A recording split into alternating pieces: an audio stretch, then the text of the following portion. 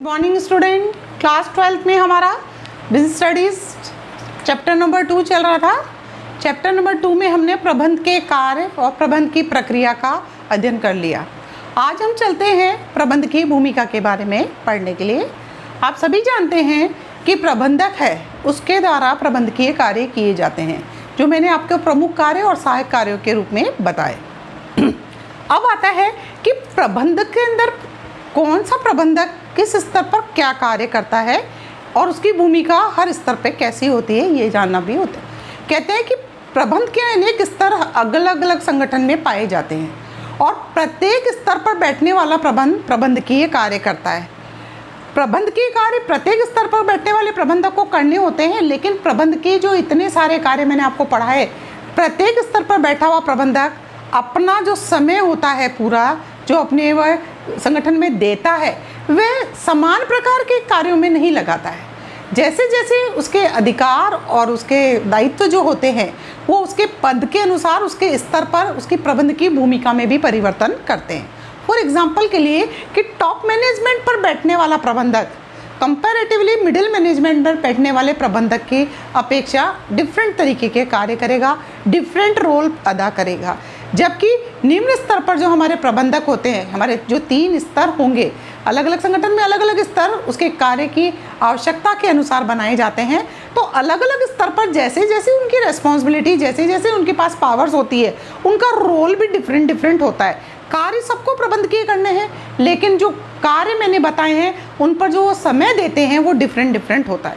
एक चार्ट के माध्यम से इसको हमने, हमारे प्रोफेसर मिंटर्सबर्ग हैं, उन्होंने शोध किया है और उन्होंने बताया है कि जो हमारे प्रबंध के संगठन में स्तर होते हैं वो 3 स्तर होते हैं। एक तो होता है उच्च स्तर, दूसरा होता है मध्य स्तर और तीसरा होता है निम्न स्तर।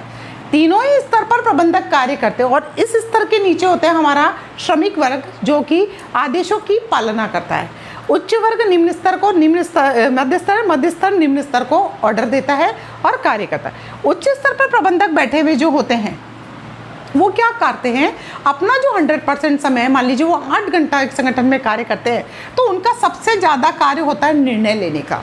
यानी वह सबसे ज़्यादा प्लानिंग करने में अपना सारा समय व्यतीत करते हैं।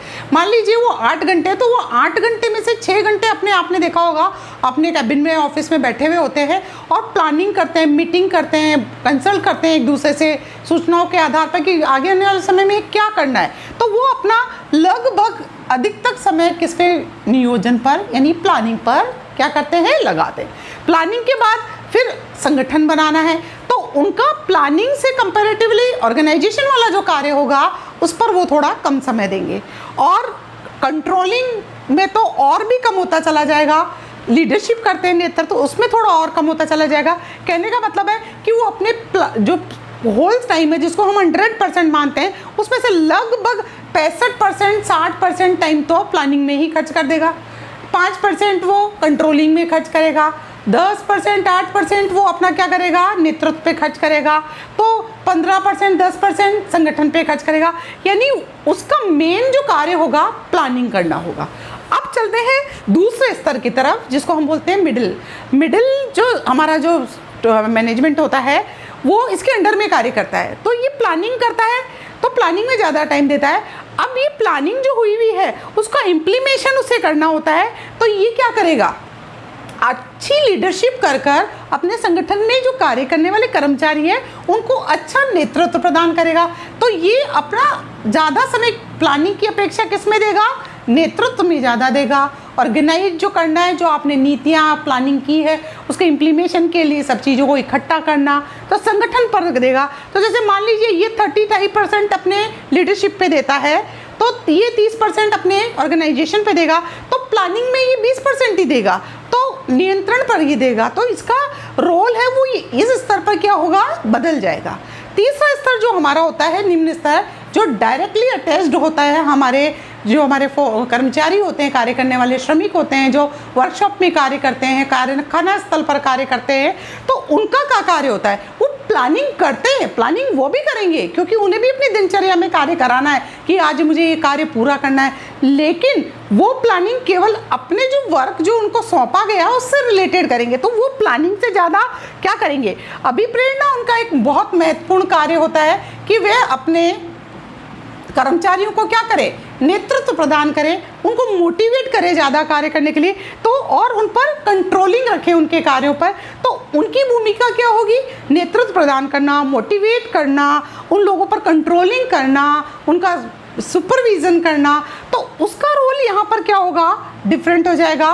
प्लानिंग में बहुत कम समय हो देगा और अन्य कार्यों में वह ज़्यादा समय देगा। तो ये 3 चार्ट हैं, तीनों स्तर पर, ये आप लोगों को सबको कॉपी में तैयार करना है। अब आता है कि ये तीनों चार्ट हमने देखा तो इसका मतलब है कि प्रबंधक की अपने जो अधिकार और सत्ता उसे सौंपी गई है, जिम्मेदारियां जो सौंपी गई है, उसके अकॉर्डिंग उसकी भूमिका निश्चित होती है। तो आज हम पढ़ते हैं कि प्रबंध की भूमिका क्या होती है।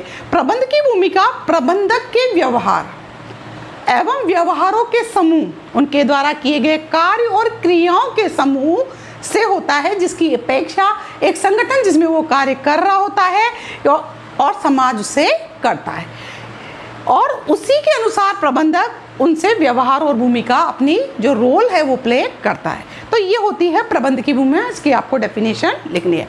मिंटर्सबर्ग कहते हैं कि प्रबंधक की भूमिकाएं डिफरेंट होती है। जो उन्होंने अपना शोध किया है उसकी मान्यताएं क्या है, उनकी शोध की मान्यता है कि प्रबंधकों को संस्था में उनकी उच्च पद स्थिति और अधिकार सत्ता क्या होती है, प्राप्त होती है। यानी जिस पर पद पे बैठे हैं वहाँ पर उनको क्या मिलती है, उनकी पद की स्थिति के अनुसार उनको पावर्स प्राप्त होती है। अब जो पावर्स है उच्च पद से, उसी के अकॉर्डिंग वे अपने अधीनस्थ, अपने साथ करने वाले कर्मचारियों से क्या करते हैं, व्यवहार करते हैं और अंतर्वैयक्तिक संबंधों का निर्माण करते हैं। ठीक है। अब जो हमारे अधिकारियों की जो सत्ता है, स्थिति है, वह प्रबंधकों को कई प्रकार की भूमिकाएं उत्पन्न करती है और डिफरेंट रोल अदा करते हैं। ये 3 मान्यताएं हमारी उन्होंने समझाई। तो आज के लिए मैंने आपको बताया प्रबंध की भूमिका क्या होती है, प्रबंधक किस किस स्तर पर कैसी कैसी भूमिकाएं निभाते हैं, प्रबंध की भूमिका की परिभाषा क्या है और वो किस आधार पर बनाई गई है, उसकी मान्यताएं क्या है, ये मैंने बताया।